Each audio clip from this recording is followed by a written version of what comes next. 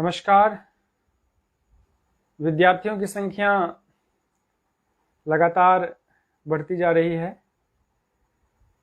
Phone से सबको जवाब दे पाना बहुत ही मुश्किल होता है और इसलिए YouTube का सहारा लेना पड़ा। अभी भी एक फ़ोन आया था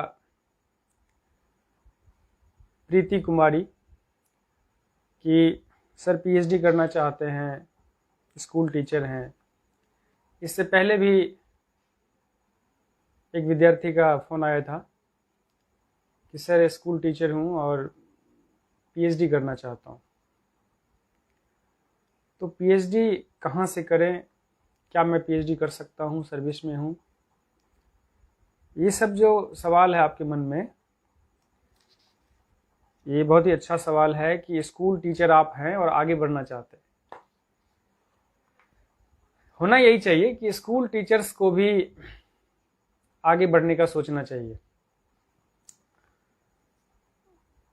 स्कूल टीचर्स PhD कर सकते हैं।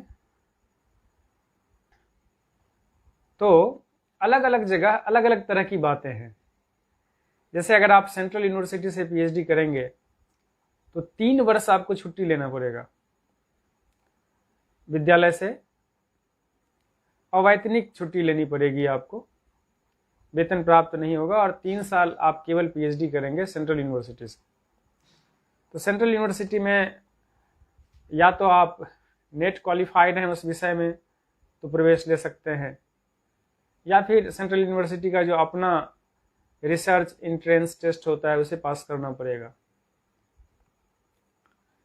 अगर प्राइवेट से करते हैं तो आप कर सकते हैं सर्विस करते हुए, लेकिन उसमें भी 6 महीने का कोर्स वर्क होता है।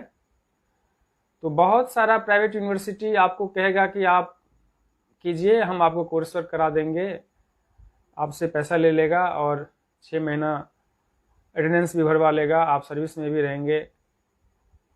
वो सब गलत काम है और उसमें आपके सर्विस की कोई गारंटी नहीं है। इन फ्यूचर आपके साथ कुछ भी मिस हैपनिंग हो सकता है। तो अगर आप एक वैलिड जानकारी चाहते हैं तो मैं किसी को भी प्राइवेट यूनिवर्सिटी से PhD की सलाह नहीं देता हूं। प्राइवेट से PhD करना एक खतरा से खेलना है और आप सफल भी हो सकते हैं उसमें, लेकिन सफलता की कोई गारंटी नहीं है। तो मेरे तरफ से तो कभी किसी को प्राइवेट यूनिवर्सिटी से PhD करने की सलाह नहीं है, ये आप स्ट्रिक्टली समझ लीजिए। रही बात फिर गवर्नमेंट की, गवर्नमेंट में भी 2 तरह के संस्था होते हैं। एक होता है कि ऑटोनोमस होता है, संस्था के ऊपर निर्भर करता है कि वो किसका कोर्स वर्क कराएगा, कब कराएगा, और PhD फुल टाइम कराएगा, पार्ट टाइम कराएगा, नौकरी करते हुए करवाएगा या 3 साल कंटिन्यू अपने पास रखेगा। ये ऑटोनोमस कॉलेज का ये स्टेटस ऐसा होता है यूनिवर्सिटी ग्रांट्स कमीशन की तरफ से कि वो ऐसा कर सकते हैं। बाकी जो स्टेट यूनिवर्सिटी है, स्टेट यूनिवर्सिटी के अंदर भी आप कोर्स वर्क के बाद लगभग फ्री हो जाते हैं। तो कोर्स वर्क अभी तक तो 6 मंथ का है, लेकिन 1 ईयर का कोर्स वर्क जो है सो UGC ने रेकमेंड किया है, जिसमें आपको 1 ईयर रिसर्च इन डिप्लोमा का सर्टिफिकेट भी प्राप्त होगा। अभी तक रिसर्च इन डिप्लोमा का सर्टिफिकेट नहीं मिलता है जिन्होंने 6 महीने का कोर्स वर्क किया है। तो एक तो नेट कंपलसरी है, नेट पास करना अनिवार्य है अगर आप PhD करना चाहते हैं, या फिर यूनिवर्सिटी जो टेस्ट लेती है उसको पास करना अनिवार्य है। लेकिन ये कब? जब किसी डिसिप्लिन में आप PG रहेंगे। किसी भी विषय में अगर आप PG कर लेते हैं तो उसमें आप PhD कर सकते हैं। जब तक उस विषय में आपका PG नहीं है तब तक आप उस विषय में PhD नहीं कर सकते। तो प्रीति का यही सवाल था कि मैं PG नहीं हूं तो क्या मैं PhD कर सकती हूं? नहीं, जिस विषय में आप PG नहीं है उस विषय में आप PhD नहीं कर सकती। एक दर्शन का सवाल था कि स्कूल टीचर हूं और PhD करना चाहता हूं, तो आप कर सकते हैं, लेकिन वैलिड जगह से करने के लिए आपको 3 वर्ष की छुट्टी लेनी पड़ेगी, हो सकता है कि छुट्टी लेनी पड़ेगी। वैसे स्टेट यूनिवर्सिटी में कोर्स वर्क के बाद आप कर सकते हैं कंटिन्यू। ये मैं स्टेट यूनिवर्सिटी की बात नहीं, सेंट्रल यूनिवर्सिटी की बात कह रहा हूँ कि वहाँ 3 वर्ष का छुट्टी आपको लेना पड़ेगा। तो जब आप एडमिशन लेंगे तब ये सब चीज़ें क्लियर हो जाएंगी और आप आराम से पीएचडी कर सकते हैं। लेकिन इतना तो तय है कि पीएचडी में एडमिशन लेने के बाद आपको रिसर्च पर फोकस करना पड़ेगा, पढ़ना पड़ेगा, तब जाके पीएचडी होगा। तो पीएचडी मास्टर अगर आप हैं किसी विषय में तो आप पीएचडी कर सकते हैं, इसमें कोई डाउट नहीं है। थोड़ा पता कीजिए कि कहाँ से होता है।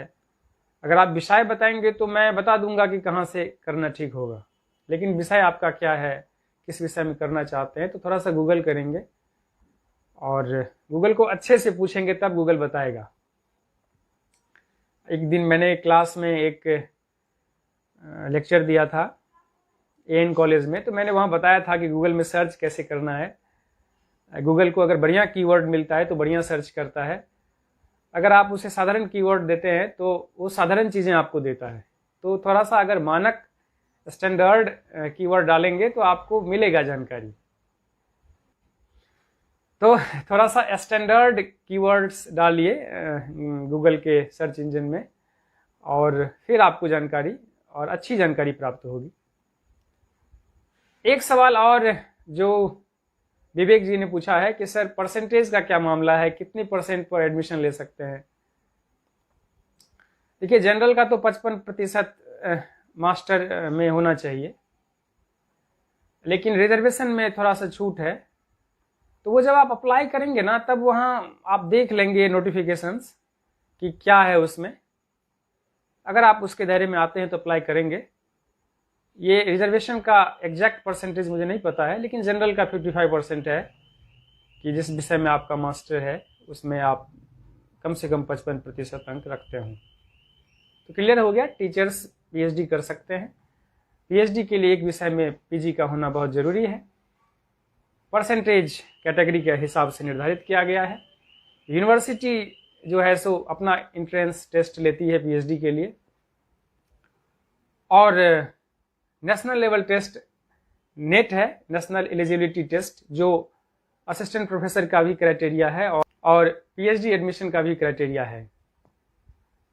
तो मान के चलिए कि नेट पीएचडी के लिए ही अब है, क्योंकि नेट और पीएचडी दोनों चाहिए असिस्टेंट प्रोफेसर बनने के लिए, किसी यूनिवर्सिटी में प्रोफेसर होने के लिए। नेट से आप किसी कॉलेज में प्रोफेसर हो सकते हैं।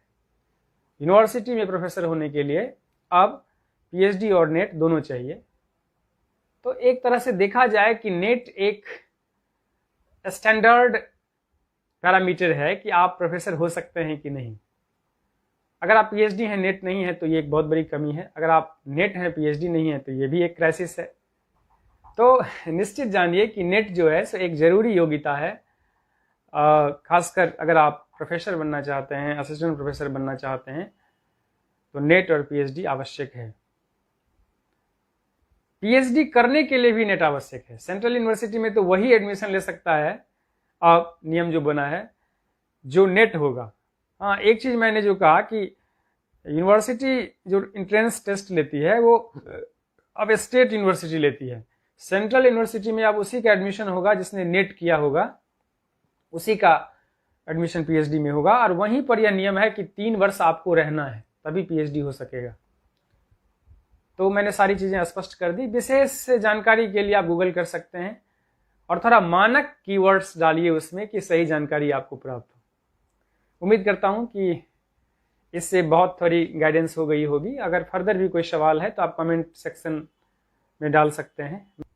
ये केवल सोसाइटी को लेकर है, टीचिंग को लेकर है। तो जिस तरह के सवाल आएंगे उस तरह का जवाब दिया जाएगा। तो आज ये सवाल था, मैंने इसको आंसर किया। उम्मीद करता हूँ कि आप लोगों को अच्छा लगा होगा। कोई अगर शिकायत हो या कोई गलती हुई हो तो आप उसे कमेंट सेक्शन में डाल सकते हैं। मैं उसको आगे देखूंगा, ठीक करने की कोशिश करूंगा, क्योंकि मानव जो है सो गलतियों का पुलिंदा है। अच्छा लगे अगर ये जानकारी तो लाइक भी कीजिए, शेयर भी कीजिए, जिससे दूसरों को भी लाभ होगा, दूसरे भी अपने जीवन में सही दिशा को प्राप्त होंगे, क्योंकि सभी चाहते हैं कि भटके नहीं, सही तरीके से जीवन में आगे बढ़ें। उसी के लिए ये चैनल है, सोसाइटी को सर्व करने के लिए है, और कोई इसका दूसरा प्रयोजन नहीं है। Thank you, all the best, जय श्री कृष्ण।